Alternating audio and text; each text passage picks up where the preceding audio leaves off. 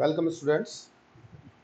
देखिए आज हम पढ़ेंगे पीरियडिक टेबल के बारे में। चैप्टर नंबर 3 है आपकी क्लास में। चैप्टर नंबर 3 पीरियड टेबल यानी और पीरियडिक प्रॉपर्टीज। तो आपने जूनियर क्लास में पढ़ा है पीरियड टेबल के बारे में। पहली बात तो पीरियड टेबल होती क्या चीज़ है, what is the period table. तो पीरियड टेबल का मतलब होता है the arrangement of known element according to their properties in a tabular form is known as periodic table. यानी जो भी एलिमेंट आपको नॉन है उन एलिमेंट को हमने क्या किया, एक टेबल की फॉर्म में लगाया। उस अरेंजमेंट को हमने क्या बोला, उसको बोला हमने periodic table. Periodic table contain two things, number one period, number two group. Vertical column, these are the vertical columns, these are known as group. And horizontal row, ये आपकी हॉरिजॉन्टल रो में ये क्या होती है, ये हमारे पीरियड कहलाते हैं। Now according to modern theory, modern theory क्या कहती है, element of same period have same valency cell और same principal quantum number। यानी जो एक ही पीरियड के एलिमेंट होते हैं उनका जो क्वांटम नंबर होता है, प्रिंसिपल क्वांटम नंबर, वो सेम होता है। और modern period table contain 7 period. In term of group, the element of same group have same valency shell configuration. एक ग्रुप के जितने भी एलिमेंट होंगे उन सबका कॉन्फ़िगरेशन क्या होगा, सेम होगा। और एक पीरियड के जितने एलिमेंट होंगे उनका सबका प्रिंसिपल क्वांटम नंबर सेम होता है। तो ये हमारा मॉडर्न थ्योरी कहती है। मॉडर्न थ्योरी के अनुसार एक पीरियड में जितने भी एलिमेंट होंगे सबके पास सेम प्रिंसिपल क्वांटम नंबर होगा। अब आप कहेंगे प्रिंसिपल क्वांटम नंबर का मतलब क्या है, तो मैंने आपको बताया था जो मैक्सिमम वैल्यू होती है एन की उसको बोलते हैं प्रिंसिपल क्वांटम नंबर। जैसे मान लीजिए आपने सेकेंड पीरियड में लिया आपका lithium, beryllium, boron, carbon, nitrogen, oxygen, fluorine and neon. अगर आप देखेंगे तो उसका कॉन्फ़िगरेशन होता है लिथियम का 1s2 2s1, 2s1 हुआ 1s2 2s2, यहाँ भी एन की वैल्यू 2 भी, 1s2 2s2 2p1, यहाँ पर आपकी लास्ट में जाएगी 2p2 2p3 2p4 2p5 and 2p6। इससे पहले कॉन्फ़िगरेशन सेम रहता है। तो आप यहाँ देख रहे हैं ये जो वैल्यू आपको दिखाई दे रही है ये वैल्यू हमारी एन की कहलाती है। ये हमारे पीरियड से पता चलता है। तो एक ही पीरियड के जितने भी एलिमेंट होंगे सबके पास सेम प्रिंसिपल क्वांटम नंबर होगा। This is the thing in about the period. अब हम बात करते हैं ग्रुप के लिए। ग्रुप क्या होता है, मान लीजिए आपने लिथियम लिया, लिथियम के बाद सोडियम लिया, पोटेशियम, ये आपने एलिमेंट लिए। जब आप इन एलिमेंट्स को यहाँ देखते हैं तो यहाँ पर क्या होता है, लिथियम का नंबर कितना हो बेटा 3, 1s2 2s1, यहाँ पर क्या हो 11, 1s2 2s2 2p6 3s1, यहाँ पर लेंगे तो यहाँ पर क्या आएगा 4s1 आ जाएगा। यानी लास्ट वाला जो सेल है उसके पास में क्या है, सेम वैलेंस सेल कॉन्फ़िगरेशन। यानी यहाँ भी एस में 1 इलेक्ट्रॉन है, यहाँ भी एस में 1 इलेक्ट्रॉन है, यहाँ भी एस में 1 इलेक्ट्रॉन है। ये तो हमने बात किसकी करी, ग्रुप फर्स्ट की। इसी तरीके से अगर हम बात करते हैं ग्रुप सेकंड की, तो ग्रुप सेकंड में क्या आएगा, ग्रुप सेकंड में हम अगर लेते हैं, मान लीजिए मैंने बेरिलियम लिया, उसके बाद मैग्नीशियम लिया, मान लीजिए इसका 4 ये 12, उसके बाद कैल्शियम लिया ये 20, तो 1s2 2s2 1s2 2s2 2p6 3s2, यहाँ पर 4s2। इसी तरह यहाँ एस में कितने, 2 इलेक्ट्रॉन है, यहाँ पर एस में कितने हैं, 2 इलेक्ट्रॉन है, यहाँ भी एस में क्या है हमारे 2 इलेक्ट्रॉन है। तो एक ही ग्रुप के जितने भी एलिमेंट होते हैं उनके सबके पास वैलेंसी सेल कॉन्फ़िगरेशन सेम होता है। तो ये हमारी ग्रुप की बात हुई और ये हमारी पीरियड की बात हुई। ठीक है, तो पहले आप हेडिंग डालिएगा, लिखिएगा पीरियडिक टेबल। पीरियड टेबल में लिखना the arrangement of known element according to their properties in a tabular form is known as periodic table। यानी जो अलग अलग एलिमेंट होते हैं उनको हम उनकी प्रॉपर्टी के अनुसार एक टेबुलर फॉर्म में रखते चले जाते हैं। तो जो अरेंजमेंट हमें मिलता है उसको हम क्या बोलते हैं, that is known as periodic table. अब पीरियड टेबल में दो चीज आती हैं, पहले आते हैं पीरियड, दूसरा आते हैं ग्रुप। पीरियड क्या होते हैं, the horizontal row in periodic table is known as period, उनको पीरियड बोलते हैं। In term of modern theory the element of same period have same shell number, उनके पास में क्या होते हैं, सेम सेल नंबर होते हैं, which is also known as principal quantum number. And modern period table contain 7 period, modern period table में 7 period होंगे। उसके बाद हम बात करते हैं ग्रुप की। The vertical column in period table is known as group. In term of modern theory in term of modern theory, the element of same group have same valency cell configuration and modern periodic table contain 18 group. अब modern की बात करते हैं, पुराने की बात नहीं करते हैं, ठीक है। तो इस तरीके से क्या हुआ हमारा, पीरियड टेबल हो गई, पीरियड हो गए, ग्रुप हो गए। अब इसके बाद जैसे मैंने आपको बताया था, आपने पहले पढ़ा होगा डॉबर्नियर ट्राइड्स के बारे में, न्यूलैंड ऑक्टाव्स के बारे में। डॉबर्नियर ने बोला था कि अगर हम 3-3 एलिमेंट ले लेते हैं, जैसे उन्होंने ये बताया था पहले कि मान लीजिए हमने फ्लोरीन लिया, क्लोरीन लिया, ब्रोमीन लिया, तो उन्होंने कहा था बीच वाला एलिमेंट है यानी क्लोरीन, इसका जो एटॉमिक मास होगा वो क्या होगा, बाकी दो एलिमेंट्स का, बाकी दो एलिमेंट्स का क्या होता है, एवरेज होता है, ठीक है। तो इस तरीके से जैसे उन्होंने इसको बताया था कि इसका एटॉमिक मास कितना होगा 35.5, किससे निकाला, इसके एटॉमिक मास से, इसके एटॉमिक मास से, इन दोनों का एवरेज निकालते हैं तो एटॉमिक मास आ जाता है। तो ये हमारा डॉबर्नियर ट्राइड्स कहलाया। इसी तरह न्यूलैंड ऑक्टाव्स कहलाए।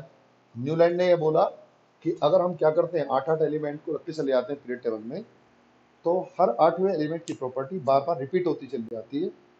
तो अब साइंटिस्ट कहने लगे कि भाई ऐसे 8-8 एलिमेंट्स को कहाँ रखते फिरेंगे। तो उन्होंने क्या किया, फिर नहीं, उन्होंने कहा हम इस बात को नहीं मानते। तो फिर नेक्स्ट जो कंट्रीब्यूशन है सबसे बड़ा, वो किसको आया, मेंडलीव को। फिर आता है मेंडलीव पीरियड लॉ। तो मेंडलीव जी ने क्या बताया, मेंडलीव ने बोला कि the physical and chemical properties of the element are periodic function of their atomic masses. फिर दोबारा समझिएगा, the physical and chemical properties are periodic function of their atomic masses. Means जो भी हमारे एलिमेंट्स होते हैं उनकी जो फिजिकल और केमिकल प्रॉपर्टीज होती हैं वो उनके एटॉमिक मासेस पे डिपेंड करते हैं, उनके एटॉमिक मास पे डिपेंड करती है। यही हमारा क्या कहलाया, इसी को बोला हमने मेंडलीव पीरियोडिक लॉ। तो जब कोई लॉ नहीं था तो हम पहले इसी, जो चीज़ हमारे सामने होती है उसी को मानते हैं। तो पहले हमने उसको माना कि भाई इन्होंने बताया तो उन्होंने ठीक ही बताया होगा। अब मेंडलीव पीरियड टेबल की कुछ हमारी प्रॉपर्टी खासियतें थी, कैरेक्टरिस्टिक्स थी, लेकिन उससे ज़्यादा क्या थे, उनके नुकसान थे, डिसएडवांटेजेस थे, ड्रॉबैक्स थे। तो पहले हम बात करते हैं एडवांटेज के बारे में। देखिए थ्योरेटिकल चैप्टर है, कोई न्यूमेरिकल वगैरह इसमें है नहीं, तो आप इसको अच्छी तरह से करिएगा। क्या है जी, देखिए पहले आता करेक्ट प्रॉपर्टीज या करेक्टरिस्टिक्स। क्या है, number 1, systematic study of element. By Mendeleev period table it become very easy to place the element and understand their property properly. यानी पहले हमें ये नहीं पता था वो एलिमेंट कहाँ रखा, कैसे रखा, हम क्या करें उसको। तो जब मेंडलीव आए तो उन्होंने क्या करा, एक सिस्टमेटिक तरीका बना दिया। उन्होंने कहा कि हम एलिमेंट को क्या करें, बढ़ते बढ़ते मास के क्रम में रखते चले जाए और हम क्या करें, उन एलिमेंट की प्रॉपर्टी को अच्छी तरह से स्टडी कर सकते हैं। तो फर्स्ट प्रॉपर्टी थी उनकी सिस्टमेटिक स्टडी ऑफ एलिमेंट, यानी हमने सिस्टमेटिक स्टडी ऑफ एलिमेंट की इस मॉडर्न पीरियड टेबल के अनुसार, सॉरी मेंडलीव पीरियड टेबल के अनुसार। दूसरी बात क्या आती है, दूसरी बात आती है बच्चों correction of atomic masses. Mendeleev ने क्या किया, मेंडलीव ने एलिमेंट का करेक्शन किया एटॉमिक मासेस का। जैसे बेरिलियम का एटॉमिक मास पहले 13.9 माना जाता था, ठीक है, किससे पहले, मेंडलीव से पहले। लेकिन जब मेंडलीव आए उन्होंने इसको स्टडी किया, इसकी प्रॉपर्टी को देखा, तो उन्होंने कहा कि इसकी प्रॉपर्टी जो है 13.9 के अनुसार नहीं होनी चाहिए, इसकी प्रॉपर्टी किसके अनुसार होनी चाहिए, 9 के अनुसार होनी चाहिए। तो उन्होंने इसको 13.9 से करेक्ट करके क्या किया, 9 किया। ऐसे उन्होंने और कई सारे एलिमेंट थे जिनके एटॉमिक मास को करेक्ट किया। तो पहली बात क्या थी, atomic mass of beryllium. Atomic mass of beryllium was regarded as 13.9, but Mendeleev corrected it to 9। Mendeleev ने क्या किया इसको करेक्ट करके 9 किया और उन्होंने कहा कि इसकी प्रॉपर्टी 13.9 के अनुसार नहीं है, इसकी प्रॉपर्टी किसके अनुसार है, 9 के अनुसार है। जब 9 के अनुसार तो उन्होंने उसको ठीक किया और फिर 13.9 के बजाय उसको हमने 9 ही माना। तो ये हमारी क्या हो गई, दूसरा उसका एडवांटेज हो गया। अब तीसरा एडवांटेज क्या था, prediction of new elements. Prediction of new elements का मतलब क्या है कि मेंडलीफ ने जब पीरियड टेबल को बनाया तो उन्होंने कुछ जगह क्या करा, वहां पर खाली छोड़ दी, यानी उन्होंने हर जगह एलिमेंट को नहीं रखा, कुछ जगह उन्होंने क्या कर दिया, खाली छोड़ दिया और बताया कि ये अभी एलिमेंट अभी तक डिस्कवर्ड नहीं है, जब ये बाद में डिस्कवर्ड होंगे तो इनकी प्रॉपर्टी क्या होगी, इनकी प्रॉपर्टी वही होगी जिसके अनुसार मैं इनको छोड़ रहा हूं। तो prediction of new elements bye Mendel period table, it was known, ये फिर जाना गया, यानी उन्होंने भविष्यवाणी की कि जब बाद में एलिमेंट आएंगे तो हम उनको क्या करेंगे, उनको हम उनकी प्रॉपर्टी के साथ रखेंगे। जैसे ई का एल्यूमिनियम और ई का सिलिकॉन, ई का एल्यूमिनियम एंड ई का सिलिकॉन, ठीक है। अगर हम बात करते हैं ई का एल्यूमिनियम की तो गैलियम, और ई का सिलिकॉन की बात करते हैं तो जर्मेनियम। तो ई का एल्यूमिनियम एंड ई का silicon were not discovered at the time of Mendeleev, at the time of Mendel only approximate, कुछ सब जगह थोड़ा अलग है, कुछ बुक्स में 56 बताते हैं, कुछ में 64 बताते हैं, तो approximate 56 to 64 approximate element known थे। उन्हीं एलिमेंट को उन्होंने क्या किया, इस टेबल में अरेंज किया और कुछ जगह उन्होंने क्या किया, खाली छोड़ दिया, क्योंकि उनकी प्रॉपर्टी उनके अनुसार नहीं आती। तो पहले बात क्या बताया मैंने आपको उनकी कैरेक्टरिस्टिक्स की, systematic study of element, number 2 correction of atomic mass, number 3 prediction of new element. At the time of Mendeleev, gallium and germanium was not discovered, and these elements were known as Eka aluminum and Eka silicon respectively. तो आपसे कभी कोई question पूछ लेते हैं, बताइएगा कि Eka aluminium या Eka सिलिकॉन क्या होते हैं, तो आप उसको बता दें। ओके, चलिए, तो ये बात क्या हुई हमारी, ये तो हो गई इनकी करेक्टरिस्टिक्स की। तो मेंडलीव की करेक्टरिस्टिक्स तो बहुत कम थी, लेकिन उनके डिफॉल्ट जो थे वो बहुत ज्यादा थे, उनकी कमियां थी वो ज्यादा थी। क्या कमियां थी जी, देखो, सबसे पहले नंबर 1, पोजीशन ऑफ आइसोटॉप, ठीक है। आइसोटॉप क्या होते हैं, पढ़ा होगा आपने छोटी क्लास में, जिनका एटॉमिक नंबर क्या होता है, सेम होता है, एटॉमिक मास डिफरेंट होता है, उनको हम आइसोटॉप्स बोलते हैं। जैसे आपने हाइड्रोजन के पढ़ा होगा 1h1 1s2 1s3, ठीक, प्रोटियम ड्यूटियम ट्राइटियम, ये इस तरह हाइड्रोजन के आइसोटॉप्स होते हैं।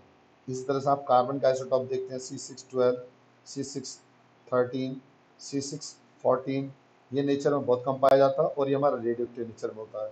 तो मोस्टली जो कार्बन है हमारा कौन सा है, C16 वाला है।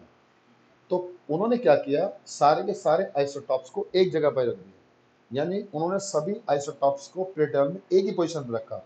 जब आपने अपनी पीरियड टेबल बताई है, उन्होंने क्या बताई थी पीरियड टेबल, बताया मैंने आपको कि जो प्रॉपर्टी होती है एटॉमिक मास पर डिपेंड करती है। जब एटॉमिक मास पर डिपेंड करती है तो इसका एटॉमिक मास 1 है, इसका एटॉमिक मास 2 है, इसका एटॉमिक मास 3 है, तो उनको हमें क्या करना चाहिए था, इन सब को हमें अलग रखना चाहिए था। लेकिन हमने क्या, मेंडलीव ने क्या किया, उन सबको एक जगह पर रख दिया। ये क्या हो गई, उनकी पहली शॉर्ट कमिंग, ठीक है। दूसरा बात क्या थी, at some places increasing atomic mass rule were not obeyed. उन्होंने क्या बनाई थी पीरियड टेबल अपनी, इंक्रीजिंग एटॉमिक मास के अनुसार बनाई थी। अब इंक्रीजिंग एटॉमिक मास के अनुसार जब उन्होंने अपनी टेबल बनाई तो उन्हें क्या करना चाहिए था, उनको बढ़ते हुए क्रम में रखना चाहिए था, लेकिन उन्होंने क्या कर दिया, उन्होंने उसको उल्टे सीक्वेंस में रख दिया। जैसे कोबाल्ट एंड निकल, इट इज 58.9, इट इज 58.7, तो उन्होंने क्या किया, उन्होंने पहले कोबाल्ट को रोक दिया, बाद में निकल को रख दिया। जबकि उनको क्या करना चाहिए था, उनको पहले निकल रखना चाहिए था, बाद में कोबाल्ट रखना चाहिए था, ठीक है। क्योंकि इसकी प्रॉपर्टी क्या है, इसका एटॉमिक मास 58.7, इसका 58.9 है, तो ये क्या हमारा गलत है। इसी तरीके से उन्होंने आर्गन को रख दिया था किससे पहले, पोटेशियम से पहले, ठीक है। जबकि इसका एटॉमिक मास क्या था आपका ज्यादा और इसका एटॉमिक मास क्या था हमारा कम, तो उसको भी उन्होंने क्या किया, एक का था हमारा 39.9 और दूसरे का था हमारा 39.6 अप्रोक्सीमेट, ठीक है। तो हमें क्या करना चाहिए था, हमें आर्गन पोटेशियम को पहले रखना चाहिए था, आर्गन को बाद में रखना चाहिए था। इसी तरीके से बहुत सारी चीजें उन्होंने देखा, तो उन्होंने क्या करा, इंक्रीजिंग एटॉमिक मास रूल को फॉलो नहीं किया। ठीक, उसके बाद में क्या हुआ जी, उसके बाद में उन्होंने क्या किया, उन्होंने ये नहीं बताया कि जब बार बार एलिमेंट रखते चले जाते हैं तो सेम प्रॉपर्टी के एलिमेंट बार बार क्यों आते चले जाते हैं। ठीक है, ही could not explain the periodicity, वो क्या नहीं कर एक्सप्लेन कर पाए, पीरियोडिसिटी को। अब आप कहेंगे पीरियोडिसिटी क्या होती है, देखिए मान लीजिए हमने लिथियम लिया, atom number 3, beryllium 4, boron 5, carbon 6, nitrogen 7, oxygen 8, उसके बाद आपका फ्लोरीन 9 और नियोन 10, हमने ऐसे ले लिया। ठीक है, 1 2 3 4 5 6 7 8 8 एलिमेंट आ गए। उसके बाद में जो सोडियम आया हमारा, तो सोडियम का एटॉमिक नंबर क्या हुआ, 11। इसके बाद में क्या, मैग्नीशियम 12। तो उन्होंने ये कहा कि जो प्रॉपर्टी लिथियम की है वही प्रॉपर्टी क्या है, सोडियम की है, जो बेरिलियम की है वही क्या है, मैग्नीशियम की है। ठीक है, तो इसी तरह से हमने एल्यूमिनियम ले लिया 13, silicon 14, phosphorus 15, sulphur 16, chlorine 17, argon 18। ठीक, फिर हमने क्या किया, यहाँ पर पोटेशियम रखा 19। ठीक, तो उन्होंने ये नहीं बताया कि जैसे जैसे मान लीजिए जो प्रॉपर्टी लिथियम की वही प्रॉपर्टी क्या है, सोडियम की है। यानी 8 एलिमेंट, हर 8 एलिमेंट के बाद में क्या होती है, प्रॉपर्टी सेम आ जाती है। जो बेरिलियम की वही मैग्नीशियम की, जो बोरोन की वही एल्यूमिनियम की, जो कार्बन की वही सिलिकॉन की। तो इस तरीके से बार बार सेम प्रॉपर्टी के एलिमेंट आते चले जाते हैं, तो वो क्यों आ रहे हैं, इसके बारे में मेंडलिक ने कोई जवाब नहीं दिया, उन्होंने कुछ नहीं बताया। ठीक है, it means he could not explain the periodicity. तो पीरियोडिसिटी क्या है, पीरियोडिसिटी का मतलब होता है the occurrence of element with similar properties after regular interval of time is known as periodicity. यानी सेम प्रॉपर्टी के एलिमेंट का एक निश्चित अंतराल के बाद दोबारा प्रकट होना, ये क्या कहलाता है, उसी को हम पीरियोडिसिटी बोलते हैं। तो Mendeleev could not explain the periodicity, उन्होंने पीरियोडिसिटी को नहीं बताया कि पीरियोडिसिटी क्यों होगी, उसकी वजह क्या होती है। ठीक है बेटा, ये भी उनका क्या था, शॉर्टकमिंग था, ये भी उनका आपका डिफरेंट प्रॉपर्टीज थी। उसके बाद मेन जो बात है, जो हमारी अभी भी कमी है, वो लेंथेनॉइड और एक्टेनॉइड्स। आप आगे पढ़ेंगे लेंथेनॉइड एक्टेनॉइड्स क्या होते हैं। उन जब आप एक टेबल बना दी तो आपको क्या करना चाहिए था, आपको उन टेबल के अनुसार उन एलिमेंट को इस टेबल में ही लाना चाहिए था। जब हमने रूल बना दिया कि भाई हम टेबल बनाइए, तो हमने क्या, उन्होंने क्या किया, उन्होंने जो आपके लेंथेनॉइड और एक्टिनॉइड्स हैं, उन लेंथेनॉइड एक्टिनॉइड्स को क्या कर दिया, नीचे रख दिया। 14 एलिमेंट है, आपने देखा होगा, Ce58 टू Lu71 और आपका TH90 टू LR103, ये लेंथेनॉइड कहलाते हैं और ये एक्टिनॉइड कहलाते हैं। इन एलिमेंट्स के बारे में उन्होंने नहीं बताया कि भाई इन एलिमेंट को हमने क्यों नीचे रखा। ठीक है, कायदे में उनको क्या करना चाहिए था, उनको इन एलिमेंट को भी पीरियड टेबल में एकोमोडेट करना चाहिए था। It means Mendeleev could not accommodate lengthenoid and actinoid in the main body of periodic table। उन्होंने main body of period table में उसको एकोमोडेट नहीं किया, उसके अंदर को नहीं समाहित कर रखा, नहीं उसको। ठीक है, और आगे एक और आपकी बात आती है, जैसे हाइड्रोजन, उन्होंने क्या किया, हाइड्रोजन को भी पीरियडिक टेबल में कोई पोजीशन नहीं दी। अब आप कहेंगे हाइड्रोजन को पोजीशन देने का क्या मतलब है सर, हाइड्रोजन को पोजीशन देने का मतलब है कि जैसे हम देखते हैं ग्रुप के अंदर, तो एक्चुअल में हाइड्रोजन की कुछ प्रॉपर्टी ग्रुप फर्स्ट एलिमेंट के साथ मिलती है, कुछ प्रॉपर्टी उनकी ग्रुप 17 के साथ मिलती है। ठीक है, कुछ सिमिलरिटी है, कुछ डिसिमिलरिटी है। जैसे आप देखते हैं हाइड्रोजन, या पर लिथियम ले लीजिएगा, तो 1s2 2s1। अगर हाइड्रोजन की बात करूंगा तो यहाँ भी क्या आएगा, 1s1। जैसे यहाँ पर वैलेंस शेल में एक इलेक्ट्रॉन, तो हाइड्रोजन में भी क्या है, एक इलेक्ट्रॉन है। आपने देखा होगा जैसे LiCl बनता है, लिथियम क्लोराइड, इसी तरह से HCl बनता है। ठीक, जिसमें आप देख रहे हैं लिथियम प्लस चार्ज है, तो हाइड्रोजन पे भी क्या है, प्लस चार्ज है। तो ये तो क्या हो गई, सिमिलरिटी हो गई ग्रुप फर्स्ट के साथ। इसी तरह ग्रुप 17 के साथ देख लीजिएगा, आप फ्लोरीन लेते हैं 1s2 2s2 2p5। Octet complete करने के लिए एक इलेक्ट्रॉन की आवश्यकता है इसको। और हम हाइड्रोजन की बात करते हैं तो यहाँ भी क्या है हमारा 1s1। It is also deficient of 1 electron. यहाँ भी अगर एक इलेक्ट्रॉन मिल जाए अगर इसको एक इलेक्ट्रॉन मिल जाए तो इसकी स्ट्रक्चर कैसी हो जाएगी, नियोन जैसी। अगर मैं इसको एक इलेक्ट्रॉन दे दूं तो F माइनस, इसका मतलब क्या होगा, इसकी स्ट्रक्चर नियोन जैसी हो जाएगी। इसमें 10 इलेक्ट्रॉन हो गए, इसमें 10 इलेक्ट्रॉन हो गए। लेकिन अगर मैं इसकी बात करता हूँ, अगर ये इलेक्ट्रॉन ले लेगी तो इसकी स्ट्रक्चर क्या हो जाएगी 1s2, यानी हीलियम जैसी। तो क्या है, हीलियम को भी हमने स्टेबल माना, नियोन को भी स्टेबल माना। तो उन्होंने ये कहा कि हाइड्रोजन जो होती है वो ग्रुप फर्स्ट के साथ भी सिमिलरिटी दिखाती है, ग्रुप 17 के साथ भी। अब आप कहेंगे 17 के साथ कैसे, जैसे आप जानते हैं NaF आपने सुना होगा, सोडियम फ्लोराइड प्लस माइनस। इस तरह आप जानते हैं NaH, N plus H minus. तो जैसे -1 इसकी वैलेंसी है फ्लोरीन, इसी तरह से -1 किसकी है, हाइड्रोजन की है।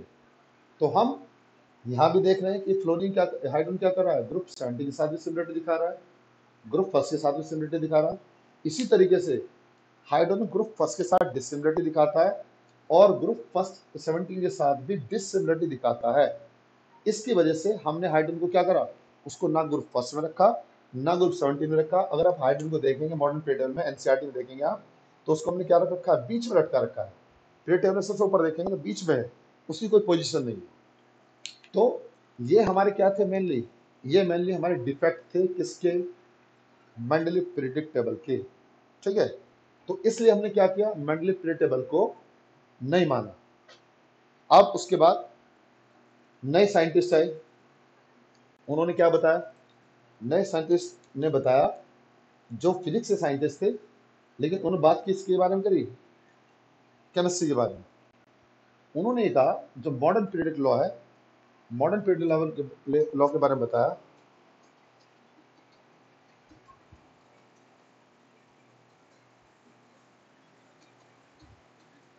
जिनका नाम था हेनरी मोजले।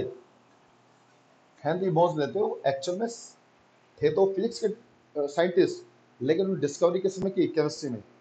तो साइंस में ऐसा कुछ नहीं होता कि फिजिक्स वाले तो केमिस्ट्री में नहीं है तो केमिस्ट्री वाले तो फिजिक्स में नहीं है।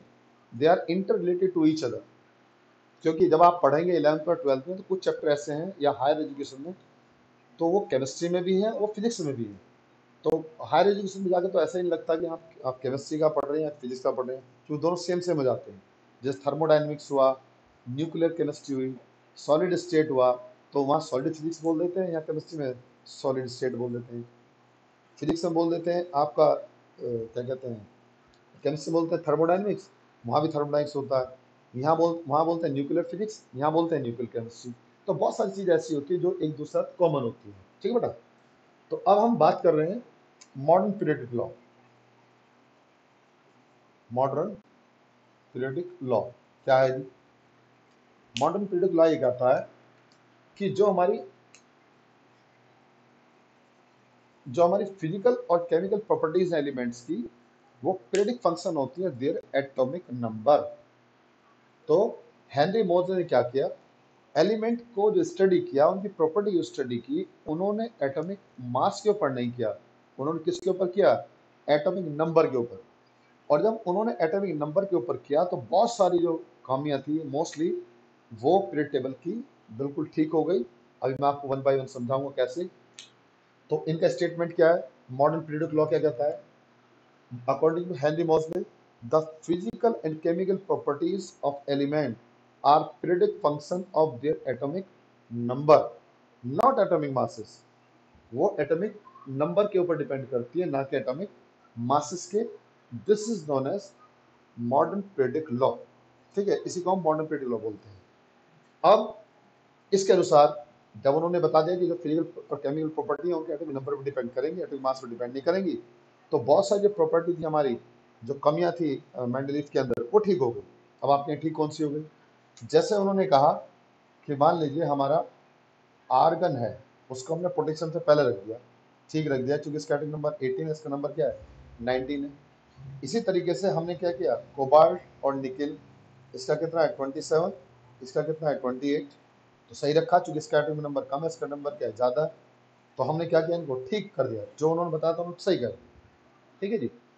इसी तरीके से हमने क्या किया, हाइड्रोजन को हमने एक ही जगह रखा है, 1H1, 1H2, 1H3। मान लीजिए हाइड्रोजन, सॉरी, आइसोटॉप्स है, जो भी आइसोटॉप्स है उनको हमने एक जगह रख दिया। जैसे मान लिया C6 12, C6 13, C6 14। तो हम सभी आइसोटॉप्स को एक जगह रख सकते हैं क्योंकि सबका एटॉमिक नंबर क्या है, सेम है। तो ये बात भी उनकी सही हो गई। उसके बाद जितनी भी प्रॉपर्टी थी जो उन्होंने बताई थी, डिस्कवरी, न्यू एलिमेंट जो आई, वो भी सारी बात ठीक हो गई। और अब जो मेन दिक्कत थी, जो मेन शॉर्ट कमिंग है मॉडर्न पीरियड टेबल की, आज भी है, वो मेंडलीव के टाइम में भी थी और वो अभी भी है। मोस्टली जो प्रॉपर्टी थी मेंडलीव की वो तो रेक्टिफाइड कर दी, मतलब की जा चुकी।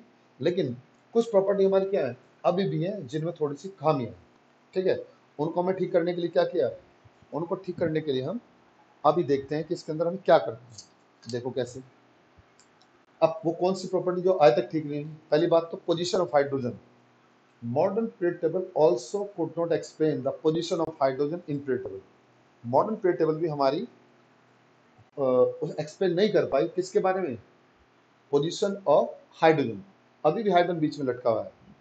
दूसरी बात, लेंथेनॉइड और एक्टिनॉइड्स, जो हमारे लेंथेनॉइड और एक्टिनॉइड्स जिनको बोलते हैं, जिनको हम इनर ट्रांजिशन एलिमेंट भी बोल देते हैं, आगे बताएंगे भी आपको। तो उनकी प्रॉपर्टी को भी क्या नहीं किया गया, उनकी प्रॉपर्टी को भी उन्होंने मतलब उसको एकोमोडेट नहीं किया। किसमें, मेन पीरियोडिक टेबल में। जब मेंडलीफ ने बताई, आपने बहुत सारे मॉडिफाइड भी कर दिया है, आपने अब उसको एटॉमिक नंबर पर भी ले आए। उसके बावजूद भी क्या है, आप जो लेंथेनॉइड और एक्टिनॉइड्स हैं उनको अभी भी आपने 14 एलिमेंट नीचे रख रखे हैं। आपने देखा हुआ, मैंने बताया भी आपको, सीरियम से लेकर के लुथेनियम तक और थोरियम से लेकर लॉरेंसियम तक, ये हमारे 14 एलिमेंट है। पहले वाले लेंथेनॉइड्स कहलाते हैं, बाद वाले एक्टिनॉइड्स कहलाते हैं, क्योंकि पहले वाले लेंथेनम के बाद में और दूसरे वाले एक्टिनियम के बाद में होते हैं। तो उनको भी हमने मेन बॉडी के अंदर एकोमोडेट नहीं किया। तो these are the main two shortcoming of modern periodic table. ये मॉडर्न पीरियड टेबल के हमारे क्या है, शॉर्ट कमिंग। ठीक है, तो ये बात हो जाती है हमारी पीरियड टेबल के बारे में। अब बात आती है हमारी, जब मैंने भी आपको बताया था पीरियोडिसिटी। पीरियोडिसिटी क्या है, पीरियोडिसिटी का मतलब होता है the recurrence of element with similar property after regular interval of time is known as periodicity. ठीक है, कॉज क्यों है, क्या कारण है, क्यों पीरियोडिसिटी होती है। पीरियोडिसिटी का मेन कारण होता है सेम वैलेंसी सेल कॉन्फ़िगरेशन। मान लीजिए हमने क्या कहा, अभी आपको बताया था कि हमने लिथियम लिया, उसके बाद सोडियम लिया, पोटेशियम लिया, रुबिडियम लिया, सीजियम लिया, फ्रांसियम लिया, ये एलिमेंट हमने ले लिए। तो 3, 11, 19, उसके बाद में इसमें 18 जोड़ेंगे 37, उसके बाद आपका 55 और 87।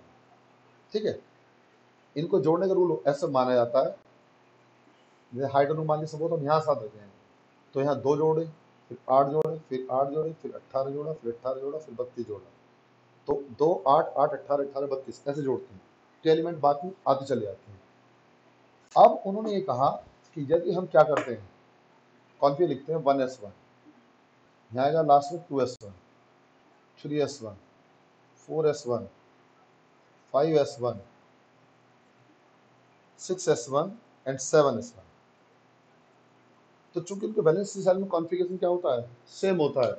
सेम वैलेंस सेल कॉन्फ़िगरेशन होने के कारण उनकी प्रॉपर्टी भी क्या होगी, सेम हो जाती है। तो the main reason of periodicity was same valency shell configuration of the element of the same group. एक ही ग्रुप के जितने एलिमेंट होंगे उनके वैलेंस सेल में कॉन्फ़िगरेशन सेम होता है, इसलिए उनकी क्या होती है, प्रॉपर्टी सेम होती है। This is the main reason for periodicity. यही हमारा मेन रीजन था पीरियोडिसिटी के लिए, और पीरियोडिसिटी को हमने इससे किया। ठीक है बेटा, अब ये तो बात होगी हमारी पीरियोडिसिटी क्या है, कैसे हमारे ये एलिमेंट हैं, कैसे हमने इसको रखे। अब हम पीरियड टेबल में बात करते हैं आपका IUPAC nomenclature.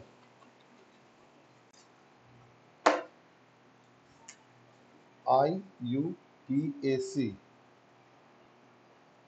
Nomenclature of element.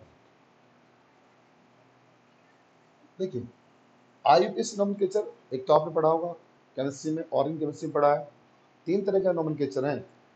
एक ऑर्गेनिक केमिस्ट्री में यानी कार्बन वाले कंपाउंड, दूसरा आपका एलिमेंट का नोमेनक्लेचर है जो आप एलिमेंट का नोमेनक्लेचर करेंगे, तीसरा होता है आपका जब आप 12th में पढ़ेंगे कोऑर्डिनेशन कंपाउंड, तो वहाँ पर कॉम्प्लेक्स कंपाउंड का नोमेनक्लेचर आता है। इस तरीके से 3 तरह के नोमेनक्लेचर आते हैं। अब हम बात करते हैं, पहली बात नोमेनक्लेचर की जरूरत क्यों पड़ी। देखिए हुआ क्या, जब पहले कम लोग थोड़े एजुकेटेड कम थे, कोई भी एलिमेंट कोई डिस्कवर करता था तो उसके नाम पर उस एलिमेंट को रख दिया जाता था। जैसे आपने सुना होगा मैडम क्यूरी के बारे में, उन्होंने पोलोनियम की डिस्कवरी की थी। जब उन्होंने पोलोनियम की डिस्कवरी की तो उनसे पूछा गया भाई इसका नाम क्या रखें, तो उन्होंने बताया जी हम क्या करें इसका नाम, मेरे जो गांव है या जो मेरा शहर है उसके नाम रख दो। उनके शहर का नाम पोलोनियम था तो उसका नाम क्या रख दिया, पोलोनियम रख दिया। अब उसके बाद में ऐसे ही पहले नाम उनके करते थे, जैसे आपने भी देखा होगा गांव वगैरह में पहले नाम रखते थे। मान लीजिए तो जो सपोज कीजिए कोई माने बच्चा जन्माष्टमी के दिन पैदा हो गया तो उसका नाम कन्हैया रख दिया, कृष्ण रख दिया, ठीक है। कोई गर्ल्स मान लीजिए दिवाली के दिन पैदा होगी उसका नाम लक्ष्मी रख दिया, या नवरात्र में पैदा होगी दुर्गा रख दिया, तो ऐसे नाम रख देते थे। तो अब उन्होंने कहा जब लोग थोड़ा पढ़ गए, थोड़ा टाइम और ज़्यादा हुआ, तो उन्होंने एक एक एलिमेंट को क्या हुआ, दो दो साइंटिस्टों ने डिस्कवर कर दिया एक ही टाइम में। जैसे एक जो एक एलिमेंट था उस एलिमेंट को डिस्कवर दो साइंटिस्ट ने किया, एक का नाम था कुर्चाटोवियम, एक का नाम था रुदरफोर्डियम, ठीक है। तो दोनों ने एक एलिमेंट की डिस्कवरी की। अब दोनों कहने लगे कि मेरा नाम रखो मेरा नाम रखो, क्योंकि उन्होंने सेम प्रॉपर्टी बताई दोनों ने। अगर किसी की प्रॉपर्टी में कुछ कमी होती है तो जो जिसे ज़्यादा प्रॉपर्टी बताई होती है हम उसका नाम रख देते। हमने क्या किया, अब दोनों में ही तो गड़बड़ होने लगी भाई। एक एलिमेंट को फिर जैसे जैसे लोग आज की डेट में रहे तो एक एलिमेंट को हज़ारों आदमी डिस्कवर करेंगे तो हज़ार का नाम थोड़ी रखा जाएगा। तो हमने क्या किया, एक नया सिस्टम बनाया जिसको बोलते हैं IUPAC नोमेनक्लेचर ऑफ एलिमेंट। ये IUPAC नोमेनक्लेचर ऑफ एलिमेंट्स कहलाता है, इसको IUPAC नोमेनक्लेचर ऑफ एलिमेंट बोलते हैं। इस IUPAC नोमेनक्लेचर ऑफ एलिमेंट में क्या बताया, उन्होंने कहा कि जी देखो जो 100 तक है उनमें तो कोई दिक्कत नहीं, 100 से 100 या 100 के अबव जो एलिमेंट है उनके लिए हम एक नया सिस्टम बनाते हैं। तो उनके लिए उन्होंने क्या किया, एक नया सिस्टम बनाया। और नया सिस्टम कैसा था, उन्होंने क्या किया, 0 के लिए उन्होंने बोला नील, 1 के लिए बोला उन्होंने अन, 2 के लिए बाई, 3 के लिए ट्राई, 4 के लिए क्वाड QUAD, 5 के लिए पैंड, 6 के लिए हेक्स सॉरी हेप्ट, और 7 के लिए सेप्ट, और 8 के लिए ऑक्ट, और 9 के लिए ई डबल है, ठीक है। अगर आप ऑर्गेनिक केमिस्ट्री पढ़ते हैं तो ऑर्गेनिक केमिस्ट्री के लिए आपने देखा होगा क्या होता है हमारा एथ मैथ प्रोप ब्यू, ठीक है। यहाँ हम ऐसे यूज ही करेंगे, 0 होगा तो नील, 1 होगा तो अन, 2 बाई, 3 टाई, 4 क्वाड, 5 पेंट, 6 हैप, और 7 सेप्ट, 8 ऑक्ट, और 9 हमारा ई, ठीक है। ये उन्होंने कहा कि अगर हम मान लीजिए नाम लिखते हैं, सपोज कीजिए कोई हमारा एलिमेंट है z इज इक्वल टू 1 0, ठीक है। तो हम क्या करेंगे इसका नाम लिखने के लिए, हम लिखेंगे पहले 1 के लिए लिखेंगे अन प्लस नील प्लस अन, और ईएम अपनी तरफ से जोड़ देंगे। तो इस एलिमेंट का नाम क्या हुआ, अन नील अन ईएम, इसका नाम, ठीक है। इसका आई नेम क्या होगा, 101 का अन नील अन ईएम, 1 के लिए अन, 0 के लिए नील, 1 के लिए फिर अन, ईएम अपनी तरफ से जोड़ देते हैं, तो नाम हुआ अन नील अनियम, ये तो इसका नाम हो गया। अगर मैं बात करता हूँ सिंबल, सिंबल इस एलिमेंट की जिसका एटॉमिक नंबर कितना है 101 है, सिंबल क्या होगा, अंश पहले और अंश से हमने यू ले लिया, ठीक है, कैपिटल होगा।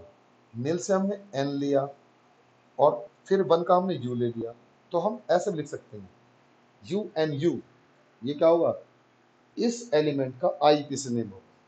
और देख लीजिएगा, मान लीजिए हमने लिया Z is equal to Z114, तो क्या नाम होगा? अन, पहला लेटर कैपिटल, बाकी स्मॉल, अनक्वाड, QUADIO, ये हम अपनी तरफ से लगा देंगे। तो नाम क्या हुआ? अनक्वाडियम। सिंबल की बात करेंगे, UUQ, ये इसका सिंबल हो जाएगा। तो इस तरीके से हम क्या करते हैं, ये आईपीएस नेम है, तो फिर यहाँ कोई दिक्कत नहीं। अब चाहे जितने एलिमेंट हमारे डिस्कवर्ड हो जाए तो हम क्या कर सकते हैं, उनका अब हमें नाम रखने की जरूरत नहीं पड़ेगी। जैसे किसी का नाम पोलोनियम रख दिया, किसी का हमने कुछ नाम रख दिया, किसी का हमने जिरकोनियम रख दिया, हम सिंपल बता देंगे। अगर मान लीजिए कोई एलिमेंट आपको याद नहीं है, आप जेड लिख दीजिए, नीचे उस कैटेगरी नंबर रख दीजिए, आप इससे नाम उसका सिंबल निकाल लीजिए, इसका सिंबल होगा। जैसे आपने पहले देखा, हमारे सोडियम है हमारा, तो सोडियम का सिंबल हमने Na बनाया, पोटेशियम का हमने K बनाया। तो यहाँ हम क्या करते हैं, हम लिख देंगे UQ का मतलब है ये Z114 वाले एलिमेंट का सिंबल है और इसका आईपीएस नेम है। तो इस तरह हम क्या करेंगे, इन नाम को लिख देते हैं। So this is the IUPAC nomenclature of element. ये हमारा IUPAC नोमेनक्लेचर होता है एलिमेंट का, और इन एलिमेंट को हम ऐसे क्या करते हैं, वहां पर लिख देते हैं। ठीक है, चलिए आज के लिए इतना ही, बाकी कल बताएंगे। ओके।